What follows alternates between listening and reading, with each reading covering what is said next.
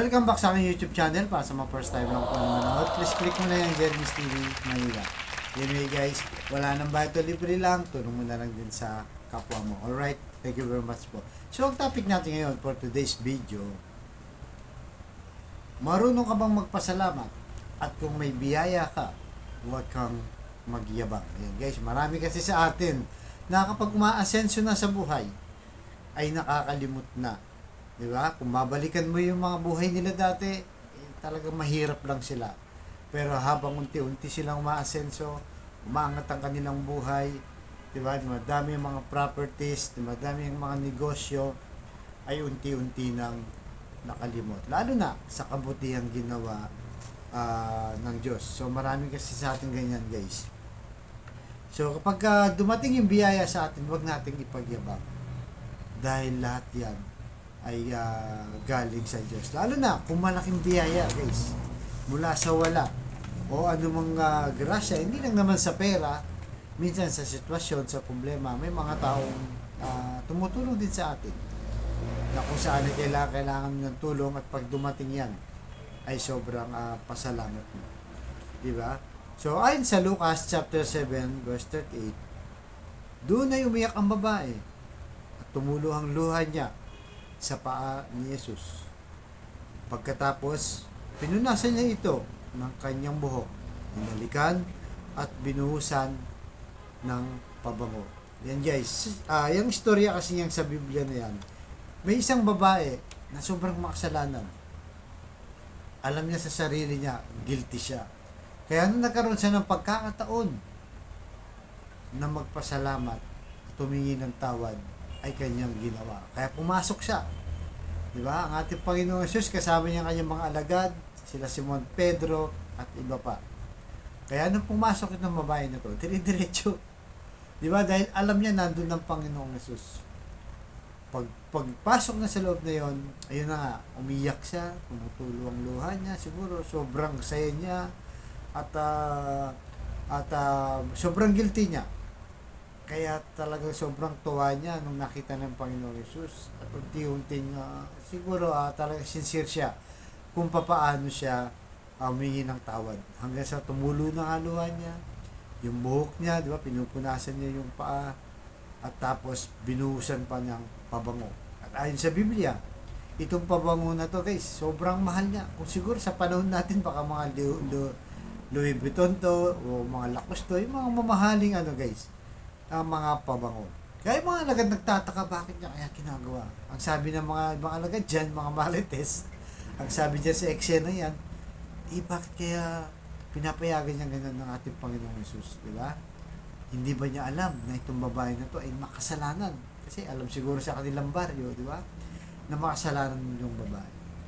Kaya sumagot ang ating Panginoong Jesus sa kanyang alagad habang nasa harap na yung mga alagad niya. Ang sabi ng Panginoong Jesus kay Simon, Simon, sabi niya, kasi sa bahay nila Simon, nung pumasok ako, sabi niya, sa bahay mo, hindi mo man lang ako, di ba, inalok ng isang baso ng tubig, di ba? Hindi mo man lang ako pinagandahan ng mabuti. Di ba ang sinasabi ng gano'n? Kaya sabi niya, pumasok yung babae na to, pero talagang sincere siya, sabi niya, sa paghingi ng tawad. Kaya sabi ng Panginoong Jesus, di ba, na kung gaano kalaki ang iyong kasalanan, ay ganun din kalaki ang pagpapatawad na ibibigay sa iyo kung ikay taos-pusong hihingi ng tawad. Di ba? Kaya parang pa guys, nasumbatan pa itong sila Pedro. Sabi sa tagal ko dito sa bahay mo, hindi mo man lang ako. Ito, yung babae na to, binuhusan ako, mamahalin pabango. Kasi nanginayang sila eh. Sabi, sayang yung pabango, mahal pa naman yan. Binuhus lang sa paa ng Panginoong Jesus. Kaya sabi ng Panginoong Jesus, ito nga babae na to, di ba, makasalanan, pero ginawa niya sa akin. Kaya mas malaking pagpapala ang natanggap ng babae kaysa sa kanyang mga alagad. Imagine mo guys, mga alagad niya na yun kasama na sila araw-araw. Kaya yung kabutihan na loob ng Diyos guys sa ating mga buhay, ay kailangan nating ipagpasalamat. Maliit man yan o malaki. Dahil sa kabutihan ng Diyos ay nararanasan natin yan. Di ba? Kung babalikan natin ang ating buhay, guys. Di ba? Kung ano yung sitwasyon mo ngayon. Ayun. Di ba? Wait lang. Kaya wag po tayong makalimot na magpasalamat sa grasang pinagkakadoob sa atin ng Diyos. Dahil ito lang ang tanging pinangahawakan natin na sa kabutihan ng Diyos. Hindi niya tayo pinababayaan sa kabila ng maraming pagsubok sa ating buhay. Eto tayo, umihinga tayo, di ba? Nakatayo. Ibig sabihin, buhay pa tayo, guys.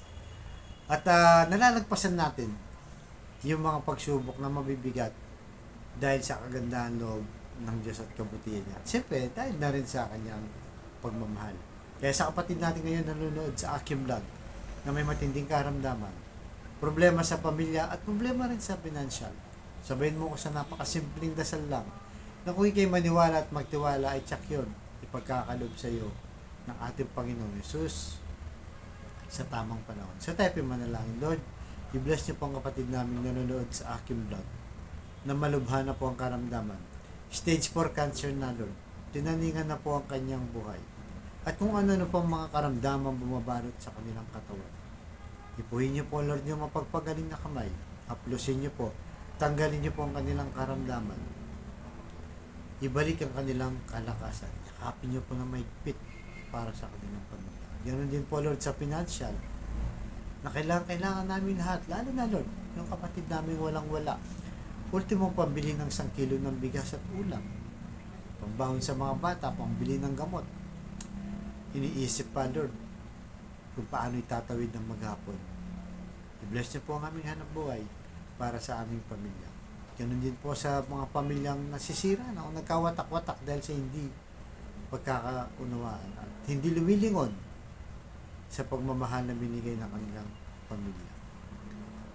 Loobin niyo po, Lord, na magkapatawaran sila. Ipuhin niyo ng kanilang mga puso at huwag niyo po silang pababayaan. At pagbigis-bigisin niyo po muli. So, ang lahat ng tiniling namin sa matamis na pangalan natin, Panginoong Yesus. Amen and Amen. So, patawarin niyo po kami sa aming mga kahinahan at kasalanan. So, ang lahat ng tiniling namin sa matamis na pangalan natin, Panginoong Yesus. Amen and Amen. To God, all be the glory. Sa ngalan ng Ama ng Anak ng Diyos, Espiritu Santo. Thank you very much po.